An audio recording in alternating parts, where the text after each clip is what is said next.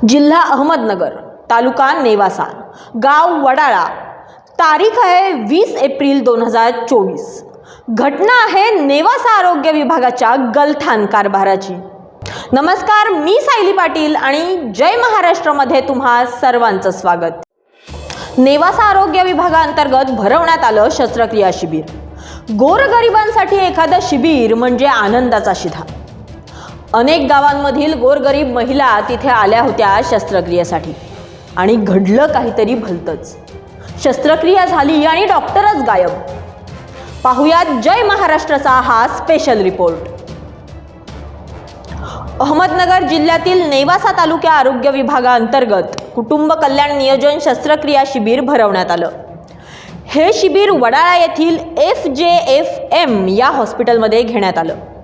गोरगरिबांसाठी एखादं शिबिर म्हणजे आनंदाचा शिधा असतो आणि त्यामुळेच या शिबिरासाठी अनेक गावांमधील गोरगरीब महिला तिथं शस्त्रक्रियेसाठी आल्या होत्या।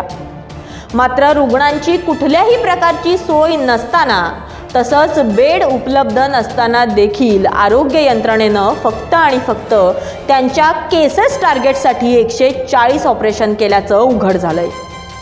शस्त्रक्रियेनंतर महिलांना जमिनीवर झोपण्याची वेळ आली। महिलांना प्यावं लागलं पावसाचं पाणी। अर्ध्या महिला कळवळत होत्या तर अर्ध्यांची ऑपरेशन करताना दिलेली भूलही उतरली नव्हती। एकीकडे पाऊस, त्यात लाईट गेलेली, ना झोपण्यासाठी बेड ना अंगावर घ्यायला अंथरूण, पिण्याच्या पाण्याची गैरसोय आणि अशा अवस्थेत ऑपरेशन झालेला तब्बल 140 महिला। नेवासा तालुक्यातील सामाजिक कार्यकर्ते ऋषिकेश शेटे यांनी हा सगळा प्रकार उघडकीस आणलाय। हा असा भोंगळ कारभार असताना शिबिर भरवण्याची परवानगी दिली कुणी आणि तब्बल 140 महिलांच्या जीवावर बेतणारा हा प्रकार घडवणाऱ्यांवर कारवाई होणार का, याकडेच आता सगळ्यांचं लक्ष लागलंय। धन्यवाद।